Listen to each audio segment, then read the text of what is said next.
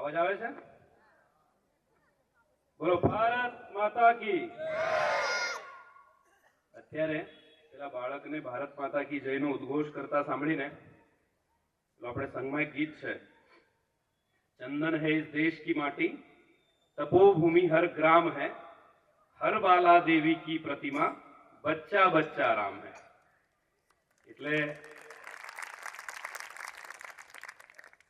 સૌપ્રથમ નવસારી ખાતે આયોજિત આ વિરાટ હિન્દુ સંમેલનમાં પરમ પૂજ્ય દીદી સાથે, સન્માનનીય સ્વામીજી સાથે મારા જેવા વ્યક્તિને બોલાવ્યો તે બદલ આ નવસારી વિરાટ હિન્દુ સંમેલનની સૌ આયોજન સમિતિને હું હૃદયથી ધન્યવાદ કરું છું. વિરાટ હિન્દુ સંમેલન કોનું સંમેલન છે? હિન્દુઓનું સંમેલન છે. એ હિન્દુઓ કેવા છે? વિરાટ છે. અને આ ભાવાવેશમાં, આત્મમુગ્ધામાં, અહંકારમાં આવીને નહીં કહેતા કે અમે વિરાટ છીએ. સાચા અર્થમાં અમે વિરાટ એટલા માટે છીએ કે દુનિયામાં અત્યારે કોઈ સ્કૂલ કોલેજમાં ભણતું હશે તો ખ્યાલ હશે, આપણે એવું કહીએ છીએ કે દુનિયામાં અત્યાર સુધી 4 સંસ્કૃતિઓ પ્રાચીન રહી. એક ચીનની સંસ્કૃતિ, એક ઇજિપ્તની સંસ્કૃતિ, એક મેસોપોટેમિયમ સંસ્કૃતિ અને ચોથા આપણે, જેને અંગ્રેજો ઇન્ડસ વેલી સિવિલાઇઝેશન કહીએ છીએ, આપણે નથી કહેતા. તે સહિત જે યુનાઇટેડ નેશને આંકડો આપ્યો છે કે અત્યાર સુધી જ્ઞાત એવી 42 જેટલી સંસ્કૃતિઓ આ પૃથ્વી પર અસ્તિત્વમાં આવી, એમાંથી એકમાત્ર સંસ્કૃતિ જીવિત છે જેનું નામ છે સનાતન હિન્દુ ધર્મ સંસ્કૃતિ, જેમાંથી આપણી આવી. આજે કોઈને ઇજિપ્શિયન સંસ્કૃતિ જોવી હોય તો મ્યુઝિયમમાં જવું પડે છે. કોઈને મેસોપોટેમિયમ સંસ્કૃતિ જોવી હોય તો મ્યુઝિયમમાં જવું પડે છે. કોઈને ચીનની સંસ્કૃતિ જોવી હોય તો કાગળમાં જોવી પડે છે. પણ ભારતનો પ્રાચીન હિન્દુ કેવો હતો એ જોવું હોય તો એકમાત્ર જીવંત અને સતત જેની ધારા વહે છે એ હિન્દુ સંસ્કૃતિના આપણે સંવાદ છીએ, તેથી વિરાટ છે. કોઈને પૂછીએ દુનિયામાં ધર્મ જે છે એમનો ઇતિહાસ શું છે તો કોઈ કહે છે અમે ભાઈ 1400 વર્ષ જૂના છે. કોઈ કહે છે અમે 2000 વર્ષ જૂના છે. હું તમારામાંથી કોઈને પ્રશ્ન કરું અને વિશ્વને આપણે છાતી ઠોકીને પૂછવું જોઈએ, હું તમને પૂછું છું કે હિન્દુ ધર્મ કેટલો જૂનો છે? કોઈ કહી શકશે? પુસ્તકોમાં એવું લખાય છે કે હિન્દુ ધર્મ 5000 વર્ષ જૂનો છે. કેમ? કેમ કે એમની ગણતરી મુજબ 5000 વર્ષ પૂર્વે દુનિયામાં લોકો તો ઝાડના પત્તા વીંટીને પથ્થરથી અગ્નિ સળગાવતા હતા. એ તમારા ત્યાં સળગાવતા હશે. મારા દેશમાં 5000 વર્ષની વાત નહીં કરતા, લાખો વર્ષ પૂર્વે એક પૂર્ણ વિકસિત થયેલી સંસ્કૃતિ હતી. ભારતીય સંસ્કૃતિ, હિન્દુ ધર્મ સંસ્કૃતિ કેમ વિરાટ છે? તો આપણે પૂછીએ કે આ ભારત દેશ અને આ સનાતન સંસ્કૃતિ ક્યારથી છે? તો આપણે માની નથી લેવાનું કોઈ એમ કે 5000 વર્ષ જૂની છે. તો આપણે વિચાર કરવાનો છે કે આપણે કેટલા જૂના છે. નાસદીય સૂક્ત છે ઋગ્વેદમાં, જે એવું કહે છે કે सृष्टि के पहले सत नहीं था, असत नहीं था, अंतरिक्ष नहीं था, आकाश भी नहीं था, अंधेरे में लिपटा हुआ अंधेरा था. और उसने हिरण्य गर्भ के उस गर्भ ने सृजन की इच्छा की और फिर ये अस्तित्व में आया. तो कोई यदि हमसे ये कहे कि आप कितने प्राचीन, तो कह देना जितने पुराने चंद्र सूर्य है हम उतने प्राचीन हैं, और जब तक ये चंद्र सूर्य रहेंगे तब तक हमारा हिंदू धर्म और भारत देश रहेगा. बीच बीच में बाबर अकबर आएंगे, कूदेंगे, चले जाएंगे. हम थे, हम हैं और हम रहेंगे. ऐसे हम विराट हिंदू केवल इतिहास कितना प्राचीन है उतने विराट उस विराटता की बात नहीं कर रहे हैं। स्वामी विवेकानंद कहते हैं कि काल की अंधकारमयी गुफा में झांकने का सामर्थ्य स्वयं इतिहास के पास नहीं है, हम उतने प्राचीन है। और केवल प्राचीन है इसलिए हम गर्व नहीं कर रहे, मात्र એટલા માટે આપણે ગર્વ નથી કરતા। પ્રાચીન હોવાની સાથે કેમ વિરાટ છીએ તો આપણું તત્વ ચિંતન, આપણો ધર્મ એ વિરાટ છે। અયમ નિજ પરોવેતિ ગણના લઘુ ચેતસામ ઉદાર ચરિતાનાતુમ વસુધૈવ કુટુંબકમ। આ માનવાવાળી આપણી સંસ્કૃતિ છે કે હું જુદો છું, તું જુદો છે અને મારો જે માર્ગ છે એ જ માર્ગથી તને ઈશ્વર મળશે, આવું વિચારવા વાળા તો ટુચ્ચા છે। આપણે શું કહીએ છે?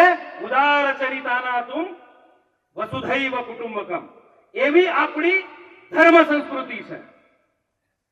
रुचिनाम वैचित्र्यात रुज कुटिल नाना पथजुषाम ऋणाम एको गम्य पयसा अर्णवयो। हे महादेव, જેમ અલગ અલગ નદીઓ એમની રુચિ પ્રમાણે અલગ અલગ માર્ગ અપનાવે, પણ છેલ્લે જેમ તારામાં જ જેમ સાગરમાં આવીને ભળે છે, એમ અલગ અલગ ભાષા બોલતા દુનિયાના અલગ અલગ ખૂણામાં રહેતા અલગ અલગ સંસ્કૃતિ ધરાવતા લોકો પણ અંતે તને જ પામશે, આવું વિચારવા વાળા પૃથ્વી પર આપણે એકલા છીએ। બીજા શું વિચારે છે? My way otherwise no way, કે મને જે સત્ય દેખાયું એ સત્યનો તમે સ્વીકાર નહીં કરો તો તમારા માથા કાપી નાખશું, આવું વિચારવા વાળા છે ને। અને અમારી જ સંસ્કૃતિ, અમારી જ ભાષા શ્રેષ્ઠ છે એવો મિથ્યાભિમાન લઈને જીવવા વાળા લોકો છે, એમને આપણે જવાબ કઈ રીતે આપશું? तावत गर्जन्ति शास्त्राणि जंबूका विपिने यथा न गर्जन्ति महातेजा यावत वेदांत केसरी। जंगल में तावत गर्जन्ति शास्त्राणि जंबूका, जंबूका એટલે શિયાળ, એટલે જંગલ માં શિયાળ ત્યાં સુધી ભેવરાવ કરતા હોય કે જ્યાં સુધી મહાતેજા વેદાંત કેસરી આવીને સિંહ ગર્જના ના કરે ત્યાં સુધી આ લોકોના વરાડા ચાલતા હોય છે। એટલે ગર્જન કરવાની આપણને જરૂર છે, પણ કઈ રીતે કરશું? આપણો ધર્મ શું છે, આપણી સંસ્કૃતિ શું છે, એ બાબતે દુર્ભાગ્ય વધુ ભણેલા ગણેલા લોકો આપણી સંસ્કૃતિથી વધુ દૂર છે। આ સત્ય છે, આ સત્ય છે। શરમ આવે છે, જેમ વધારે ભણીએ એમ આપણી સંસ્કૃતિથી આપણને શરમ આવે છે અને આપણે ડિસોન કરવા માંગીએ છીએ કે હું આમાંથી નથી, હું તો પીઝા બર્ગર ખાવા વાળો છું, મને થોડું ઓછું ભાવે દાળ ભાત રોટલી શાક। 4 જણમાં આપણે બેઠા હોય, કોલેજિયન યુવાનોને મારે ખાસ કહેવું છે, 4 લોકો વચ્ચે, કોલેજિયન મિત્રો વચ્ચે આપણે જ્યારે બેસીએ છે તો દાળ ભાત હાથથી ખાવાની આપણી તાકાત નથી, આપણને લઘુતા આવે છે, આપણને ચમચી લેવી પડે છે, લેવી પડે છે ને? સાચું બોલજો। આ કેમ એવું થાય છે? કેમ કે આપણા મગજમાં સતત એવું નાખવામાં આવ્યું છે કે તમે જે ભાષા બોલો છો, તમે જે વસ્ત્ર પહેરો છો, તમે જે દેવતાની પૂજા કરો છો અને તમારો જો ઇતિહાસ છે એ બધું જ ત્યાગવા જેવો છે। પહેલા ધોરણમાં જ્યારે બાળક સ્કૂલમાં જાય, બધાનો અનુભવ એવો હશે, માતૃશક્તિને મારે પૂછવા છે, સૌનો એવો અનુભવ છે કે સ્કૂલ સુધી તો બાળક બહુ ભક્તિવાળું હતું, ચાલ્લો કરીને સ્કૂલમાં જતું, પણ જેમ કોલેજમાં જેમ જેમ ભણવા જાય તેમ તેમ એને આપણી સંસ્કૃતિનું વહન કરવામાં સંકોચ અનુભવાય છે, શરમ આવે છે। આ કેમ થયું? આપણે વિક્ટીમ બન્યા। કોના વિક્ટીમ બન્યા? તો વામપંથી ઇતિહાસકારોના અને પ્રોફેસરોના આપણે વિક્ટીમ બન્યા। પણ આનો ઉપાય શું?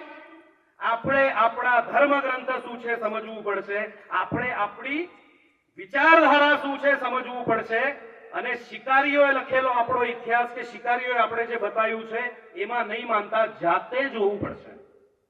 કોઈ જંગલમાં શિકારી સિંહનો શિકાર કરી આવે અને પછી એની વાર્તા કે તો શું કહેવાનો છે કે હું તો બહુ વીર છું, આમ અંદર જંગલમાં ગયો અને એક જ ઘામાં સિંહને પાડી દીધો, એમ જ લખશે ને? એમ કે છે હું તો 4 દિવસ ઝાડ પર ચૂપચાપ બેસીને છુપાયેલો હતો અને એક દિવસે ગોળી મારીને ભાગી આવ્યો, એમ તો કહેવાનું નથી। તો આપણો ઇતિહાસ જેમને લખ્યો છે એ આપણા શત્રુઓએ લખેલો ઇતિહાસ છે, આપણો સાચો ઇતિહાસ આપણને જાણવો પડશે। મને એક વામપંથી પ્રોફેસરે એવું કીધું કે તમે યાર હિંસાની વાત કરો છો, હિન્દુ ધર્મ તો અહિંસક ધર્મ છે, બધા એવું જાણે છે, બધા એવું કહે છે, સાચી જ વાત છે. પણ તમારી ઈચ્છા શું છે? તમે ચારો તરફથી અમારી ઉપર હડકાયેલા કૂતરા છોડવા માંગો છો અને અમારી પાસે તમે અહિંસાની અપેક્ષા કરો છો. અને આપણે સાંભળી લઈએ છીએ, હા યાર વાત તો સાચી છે, હિન્દુ ધર્મ તો અહિંસામાં માનતો ધર્મ છે. સત્ય શું છે? તો શ્લોક એવો છે, અહિંસા પરમો ધર્મ, ધર્મ હિંસા તથૈવ ચ. કૃણવંતો વિશ્વમાર્યમ, આ વિશ્વને આર્ય બનાવવાનું છે, પણ કઈ રીતે? અપઘ્નંતો અરાવણ, જે રાક્ષસો છે એમનો નાશ કરીને વિશ્વને આર્ય બનાવવાનું છે. આ આપણો ધર્મ છે. એક ચીટી भी अकारण मुझसे आहत न हो, આ પણ હિન્દુત્વ છે. અને એક પણ રાક્ષસ જીવતો ના બચે, આ પણ હિન્દુત્વ છે. અતિથિ દેવો ભવ, આ પણ હિન્દુત્વ છે. અને વિષારી નાગોને એમના ભીડમાંથી બહાર કાઢીને કચડી દેવા, એ પણ હિન્દુત્વ છે કે નહીં? ઉનાળામાં ઘરના ધાબા પર પક્ષીઓ માટે પાણી મૂકવું પણ હિન્દુત્વ છે ને? અને ધર્મદ્વેષી રાક્ષસોના નરમુંડોની અંબાર લગાવીએ, એ પણ હિન્દુત્વ છે. પણ આપણને એક જ પક્ષ હંમેશા કહેવામાં આવે છે, હિન્દુત્વ એટલે તો ભજન ગાઈને ઘરે જતા રહેવું. અત્યારે સાક્ષાત હું પાછળ બેસીને જોતો હતો, જે આપણી દીકરીઓ જે અહીં આપણને સાંસ્કૃતિક નૃત્ય પ્રસ્તુત કર્યું, મારે એ દીકરીઓને કહેવું છે અને ખાસ માતૃશક્તિને કહેવું છે, રમો, ગરબા રમો, ગીત ગાઓ, બધું જ છે. પણ જે દિવસે વારો આવશે, એ દિવસે દાંડિયા મૂકીને હાથમાં દશપ્રહર ધારીની જગદંબાની જેમ શૂળ લઈને જિહાદીઓના માથા વાળવાનો વારો આવે, તો આજે જેમાં સ્ટેજ ધ્રુજતું હતું, એ દિવસે ધરતી ધ્રુજશે. આપણે શુતુરમુર્ગની જેમ જમીનમાં માથું નાખી દઈએ, એને એવો ભાસ લઈએ કે બધું ઠીક છે, બધું ઠીક છે. પણ જ્યારે આપણને ખબર પડે કે માં ઢક્કેશ્વરીનું ઢાકા, ત્યાં 20-25 વર્ષના એક હિન્દુ યુવાનને, માત્ર એ હિન્દુ હતો એટલે ચોરાહા પર લાવીને જીવતો સળગાવી દેવામાં આવ્યો. આપણા હૃદયમાં એ પીડા નહીં થાય તો આપણે હિન્દુ કેવડાવવાના લાયક નથી. સ્વામી વિવેકાનંદ એવું કહે છે કે તો જ તમારી જાતને તમે હિન્દુ કહેશો, જો હિન્દુ નામધારી કોઈ પણ વ્યક્તિનું દુઃખ તમને તમારા પોતાનું દુઃખ લાગે. હિન્દુ શબ્દ સાંભળતાની સાથે તમારા શરીરમાં વિદ્યુત તરંગ દોડી જાય, તો જ તમે સાચા હિન્દુ છો. જો કોઈ હિન્દુનું દુઃખ તમને તમારા દીકરા દીકરીનું દુઃખ લાગે, જુઓ તમે, જેને આપણે આજે પાકિસ્તાન કહીએ છીએ, મારે તમને કેવું છે, પોતાના બાળકોને આપણે ક્યારે સાચા હિન્દુ હશું? પાકિસ્તાન કે બાંગ્લાદેશ કે અફઘાનિસ્તાન બતાવીને એમ નથી કહેવાનું કે આ પાકિસ્તાન છે, આ બાંગ્લાદેશ છે, અફઘાનિસ્તાન છે. આપણે કેવું પડશે કે આ પાકિસ્તાન કે અફઘાનિસ્તાન કે બાંગ્લાદેશ આ ઇસ્લામે હત્યાયેલી ભારતની ભૂમિ છે, તો આપણે સાચા હિન્દુ છીએ. જે સિંધુ નદીના તટ પર આપણા વેદોની ઋચા લખાઈ, એ સિંધની હમણાં મેં ન્યૂઝ વાંચી કે એક પૂજારીની 12 વર્ષની, ધ્યાનથી સાંભળજો, 12 વર્ષની દીકરીને, ગુંજન નામની દીકરીને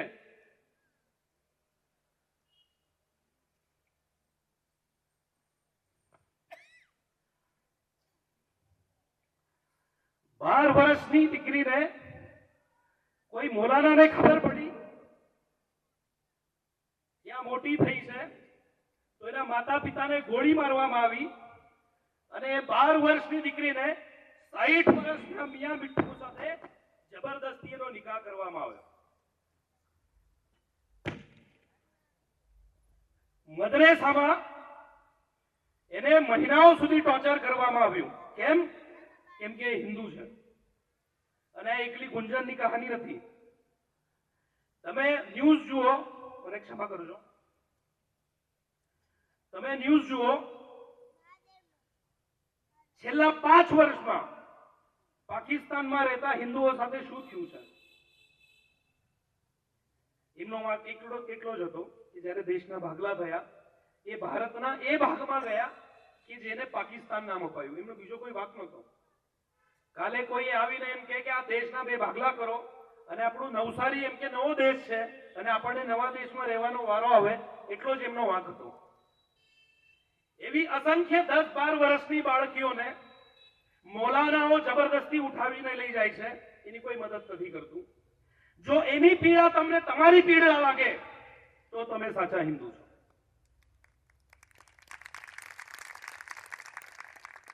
देश धर्म के वास्ते वार दिए सुचार, चार मरे तो क्या हुआ जीवित कई हजार, એવું કહેવા વાળા ગુરુ ગોવિંદસિંહના પ્રાંતમાં આજે દેહ શિવાવર મોહી હૈ, શુભ કર્મણ તે કબહુ ન ડરો और सो जब जाई लड़ो, निश्चय कर अपनी जीत करो, એવા સંકલ્પ લેવાની જગ્યાએ તમારા ને મહારાજ ભાઈઓ ઈસુદી બલ્લે બલ્લે ગાય છે ને, જુઓ છો ને, ઈસુદી બલ્લે બલ્લે.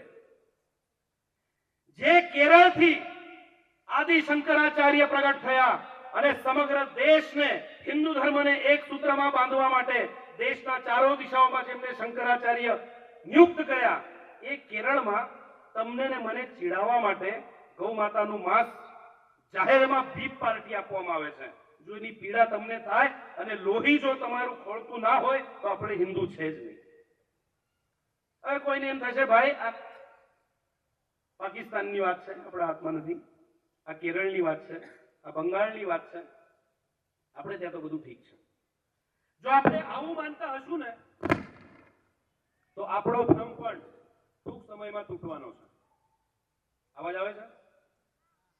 સુઈ ગયા કે? તમે છાપા જુઓ, આજુબાજુમાં શું ચાલે છે જુઓ. 18, 19, 20 વર્ષની કોઈ સ્વયંસેવકો છે, અલગ અલગ સંગઠનના કાર્યકર્તાઓ છે. ખબર પડે કે પોલીસ સ્ટેશનમાં એક 17-18 વર્ષની હિન્દુ દીકરી, સારા ઘરની ઉચ્ચ શિક્ષિત દીકરી, મેં મારા સુરતનો એક કિસ્સો જોયો, આશ્ચર્ય થયું મને. પીએચડી કરતી 28 વર્ષની હિન્દુ દીકરી ઊનના એક પંચર બનાવવાવાળા સાથે કોર્ટમાં મેરેજ કરીને આવી અને હાઈકોર્ટમાંથી એને પ્રોટેક્શન મળ્યું. આવું કેમ થાય છે?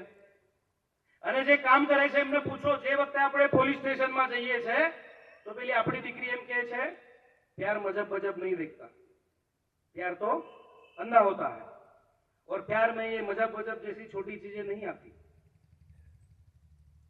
अरे तुम मेरे प्यार के दुश्मन हो, ये दुनिया क्या जाने मेरा प्यार क्या. आવું કે છે, ये दुनिया वाले हमारे प्यार को नहीं समझेंगे અને પોતાના મા બાપ ઉપર એફઆઈઆર કરાવે છે કે મારા પતિને મારા બાપાથી ખતરો છે અને કાયદો છે.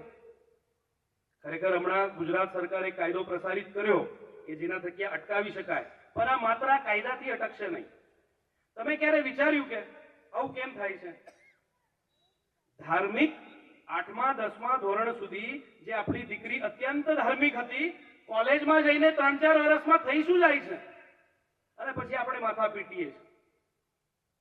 મેં તમારા સુરતના એક કાકાને કીધું, મેં કીધું તમારી દીકરી વિશે મને આવું ખબર પડી છે, જરા ધ્યાન અપાય. એમ કે આવું બધું નહીં, આ બધા તમે સંગવાળા આવા છો, એમ કે બધા થોડી એવા હોય છે. પછી મહિના પછી આયા કે મારી દીકરી ભાગી ગઈ છે. હવે અમે કઈ ના કરી શકીએ, ક્યાં છે એ ખબર નહીં.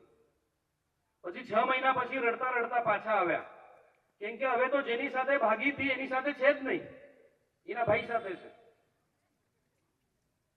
મેં કીધું એમ ન કહેવાય, એ તમારા જમાઈ કહેવાય. તમે વિચારો એવું કેમ થાય છે? અને આપણી સામે જયારે વિષય આવે છે ત્યાર સુધી તો બધું પતી ગયેલું હોય છે. અને આ અટકાવવું હોય તો પોલીસ સ્ટેશનમાં જઈને અટકાવી નહીં શકાય, ત્યાં જેટલું સંભવ છે એટલું થાય જ છે.